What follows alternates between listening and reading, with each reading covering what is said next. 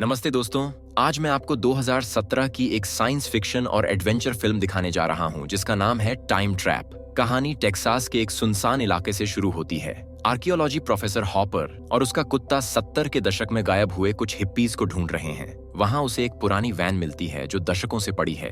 उसमें एक जर्नल मिलता है जिसमें मालिकों की तस्वीर और लोकल लेजेंड्स के बारे में ड्राइंग्स हैं। पास में जमीन में एक गहरा गड्ढा है। उसका कुत्ता उसके पास नहीं जाता। ऊपर पहाड़ी में एक गुफा भी है। हॉपर फ्लैशलाइट लेकर गुफे में जाता है। वहां उसे एक बंदूक वाला काउबॉय दिखता है जो बिल्कुल स्थिर खड़ा है। उसकी उत्सुकता बढ़ जाती है। वो शहर लौटता है और अपने स्टूडेंट्स जैकी और टेलर से क्लाइंबिंग किट तैयार करने को कहता है, पर वो बताता है कि वो अब उन्हें साथ नहीं ले जाएगा जैसा पहले प्लान था। कुछ पल बाद हॉपर उसी इलाके में लौटता है। सुरक्षा के लिए वो रस्सी को चट्टान से बांधकर गड्ढे में फेंकता है, फिर गुफे में जाता है। उसका कुत्ता वहां नहीं घुसता। अंदर वही काउबॉय उसी जगह खड़ा मिलता है। हॉपर सावधानी से उसके पास जाता है। अचानक उसे हवा में एक अजीब कंपन महसूस होता है। उसे छूने पर नमी लगती है। वो सोचता है कि ये एक पारदर्शी दीवार जैसा है, फिर भी वो उसमें से गुजर जाता है। 2 दिन बाद टेलर जैकी से कहता है कि हमें प्रोफेसर को ढूंढना चाहिए क्योंकि वो चले गए हैं। जैकी हाइकिंग नहीं जाना चाहती क्योंकि खतरनाक है, पर वो मान जाती है अगर टेलर गाड़ी का इंतजाम करे। टेलर को क्लासमेट कारा को फोन करना पड़ता है जिसे वो पसंद है।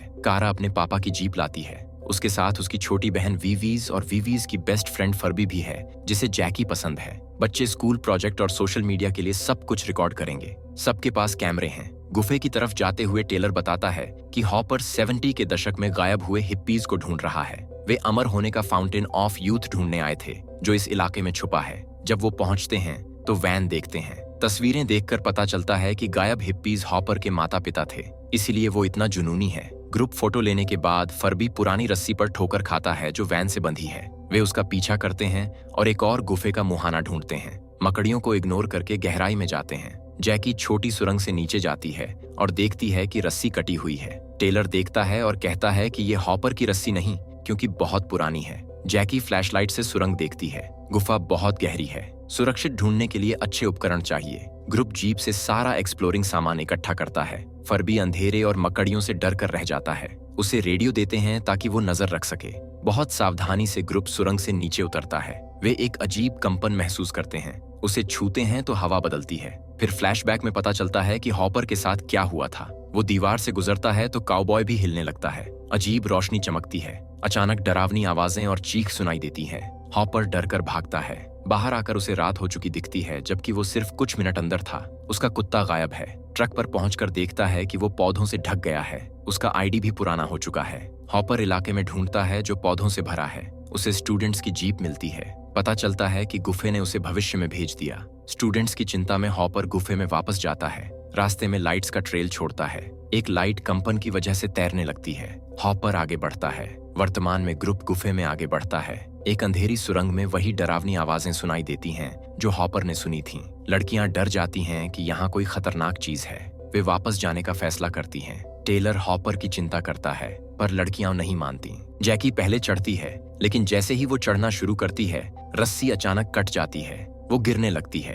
टेलर उसे पकड़ने की कोशिश करता है लेकिन नाकाम रहता है। उसकी बांह चोट खा जाती है और जैकी की टांग भी। फिर टेलर दूसरी रस्सी चेक करता है लेकिन वो भी कटी हुई है। कुछ लोग सोचते हैं कि फर्बी ने मजाक में काटी होगी, पर वीवीज कहती है कि वो ऐसा करने वाला नहीं है। जब वो रेडियो से फर्बी से संपर्क करने की कोशिश करते हैं तो जवाब नहीं आता। ग्रुप बहस करने लगता है कि अब क्या करें। तभी सुरंग से जोरदार धड़ाम की आवाज आती है। टेलर फिर रेडियो ट्राई करता है। इस बार एक खराब आवाज में कोई हेल्प मी कहता है और अपना नाम फर्बी बताता है। ग्रुप को यकीन नहीं होता क्योंकि आवाज सही नहीं लग रही। बहस होती है जो एक और आवाज से रुकती है। टेलर, वीवीज और कारा फर्बी को ढूंढने सुरंग में जाते हैं। जैकी टांग की चोट की वजह से पीछे रह जाती है। वो अपना फोन से उनकी रिकॉर्डिंग देखने की कोशिश करती है लेकिन सिग्नल चला जाता है। काफी चलने के बाद ग्रुप एक जगह पहुंचता है जहां आसमान दिखता है। लाइट्स फ्लिकर कर रही हैं। कारा एक चट्टान पर चढ़ती है और कटी रस्सी देखती है। पीछे देखकर वो रोने लगती है। वो टेलर से कहती है कि वीवीज को दूसरे कमरे में ले जाओ। तभी जैकी रेंग कर आती है। वे कैमरा से देखते हैं कि फर्बी की लाश पड़ी है। टेलर कहता है कि फर्बी की गर्दन टूटी है, जमीन पर और रस्सी पड़ी है, मतलब फर्बी नीचे उतरने की कोशिश कर रहा था और किसी ने उसकी रस्सी काट दी। वो फर्बी का कैमरा अभी काम कर रहा है, इसलिए वो पूरी रिकॉर्डिंग देखने का फैसला करते हैं। वीडियो में फर्बी शिकायत कर रहा है कि ग्रुप से संपर्क नहीं हो रहा, कोई रेडियो या चीख पर जवाब नहीं दे रहा। दिन बीतने लगते हैं जबकि फर्बी बाहर इंतजार करता है। उसका फोन की बैटरी खत्म हो जाती है। बोर होने पर वो वैन का जर्नल पढ़ता है। कहानी में लिखा है कि क्वीन ने कॉन्क्विस्टाडोर्स को जादुई फाउंटेन ढूंढने भेजा था जो लोगों को ठीक कर सकता था या जिंदा कर सकता था। हॉपर के माता पिता अपनी बहन को कैंसर से बचाने के लिए ये फाउंटेन ढूंढने गए थे। बाहर दिन बीतते रहते हैं। फर्बी का खाना पानी खत्म हो जाता है। वो सोचता है कि दोस्त मर चुके हैं, पर फिर भी उन्हें ढूंढने और जीप की चाबियां लेने के लिए नीचे उतरना पड़ता है। फर्बी गड्ढे में उतरता है। अदृश्य बैरियर से गुजरते ही आसमान बहुत तेजी से बदलता है। अचानक उसकी रस्सी कट जाती है। बेचारा फर्बी गिर जाता है और मर जाता है। ये वही धड़ाम की आवाज थी जो ग्रुप ने सुनी थी। हैरान और परेशान ग्रुप वीडियो रोकता है और बात करता है। बाहर दिन बीत रहे हैं जबकि वे यहाँ सिर्फ 1 घंटा हैं। कुछ गड़बड़ है और उन्हें जल्दी निकलना चाहिए। टेलर कहता है कि फ्लिकरिंग लाइट सूरज का बहुत तेजी से दिन रात चक्र है। रस्सियां नहीं कटी बल्कि समय और घिसाव से टूट गईं। ये फाउंटेन ऑफ यूथ है क्योंकि वे यहाँ हमेशा जवान रहेंगे। ग्रुप बहुत निकलना चाहता है। टेलर फर्बी की लाश से उसकी रस्सी लेने जाता है। तभी उसे पता चलता है कि रेडियो पर फर्बी नहीं गिरा था, फिर भी वो टूटा हुआ है। वे फर्बी का वीडियो फिर देखते हैं। पता चलता है कि गिरने के बाद फर्बी मरा नहीं था, बेहोश था। जब ग्रुप ने रेडियो पर कॉल किया था तो वो ही जवाब दे रहा था। गर्दन टूटने की वजह से आवाज अलग थी। अचानक कैमरे से बाहर कोई रहस्यमयी आदमी आता है और फर्बी को मार देता है। अब ग्रुप और ज्यादा घबराया हुआ है।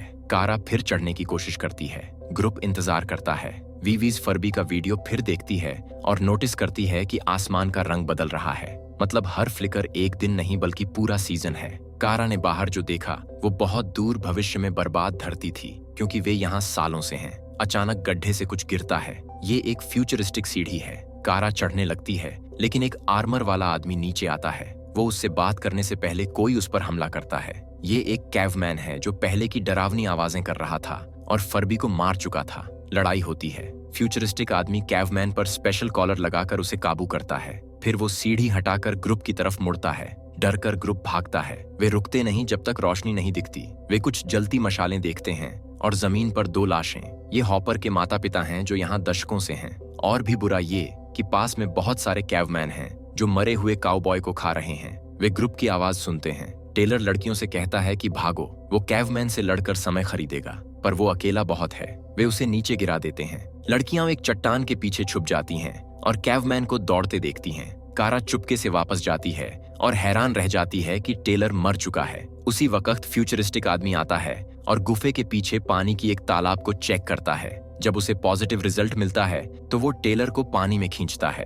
कारा अपने दोस्त को वापस लेने की कोशिश करती है तो वो उसे धक्का दे देता है। तभी एक कैवमैन आता है। आदमी उसे जल्दी नीचे गिरा देता है। कारा हैरानी से देखती है कि टेलर जिंदा हो जाता है। ये देख वो समझ जाती है कि ये वही जादुई फाउंटेन है जो कहानियों में बताया जाता था। जल्दी ही बाकी कैवमैन भी आ जाते हैं। वे आदमी पर ग्रुप में हमला करते हैं और उसका हेलमेट उतार देते हैं। इससे उसे सांस लेने में तकलीफ होने लगती है। आदमी एक कैवमैन पर दूसरा कॉलर लगा देता है। तीसरे के लिए कारा उसका गिरा हुआ टूल वापस देती है ताकि वो लड़ाई जीत सके। उन फ्यूचरिस्टिक टूल्स से सारे कैवमैन सो जाते हैं। इसके बाद टेलर उसे हेलमेट वापस देने की कोशिश करता है ताकि वो सांस ले सके, पर आदमी उन्हें दिखाता है कि उसके पास अब वक्त नहीं बचा।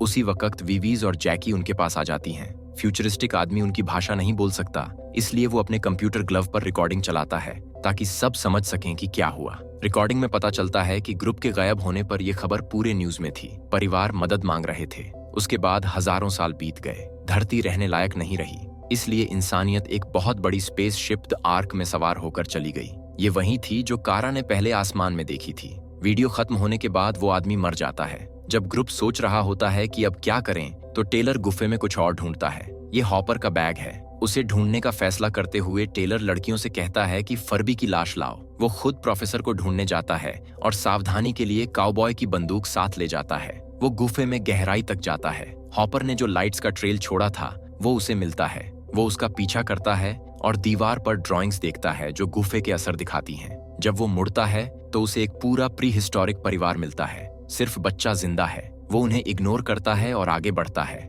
आखिर वो हॉपर को जख्मी हालत में जमीन पर पाता है। उसके सामने सबसे हैरान करने वाली चीज है, एक गोलाकार चीज जो कई समय की लेयर्स को मिलाकर लोगों को ट्रैप कर रही है। इसमें कैवमैन, कॉन्क्विस्टाडोर्स और हॉपर की बहन भी फंसे हैं। प्रोफेसर बताता है कि पूरी गुफा सिस्टम फाउंटेन को बचाने के लिए बना है। उसी वक्त लड़कियां टेलर को पुकारने लगती हैं। वो हॉपर को अपने साथ लाने की कोशिश करता है, पर हॉपर सोचता है कि वो सफर नहीं झेल पाएगा। वो बंदूक रख लेता है और टेलर से कहता है कि बिना उसके चले जाओ। जब प्री हिस्टोरिक बच्चा पानी से अपने माता पिता को ठीक करता है तो टेलर ग्रुप से मिलता है। वो देखता है कि जैकी पानी में अपनी टांग ठीक कर रही है। वे फर्बी की लाश फाउंटेन में डाल देते हैं। इंतजार करते हैं तो गोली की आवाज आती है। ये हॉपर है जिसने अपनी आखिरी गोली इस्तेमाल की। प्री हिस्टोरिक परिवार ग्रुप के पीछे पड़ता है। वीवीज आग जलाकर उन्हें धीमा करती है। वे गड्ढे वाले कमरे में वापस पहुंचते हैं और फ्यूचरिस्टिक आदमी की सीढ़ी से चढ़ना शुरू करते हैं। कारा सबसे पहले ऊपर पहुंचती है। वहां देखती है कि गड्ढा पानी से भरा हुआ है। जैसे ही वो उसे छूती है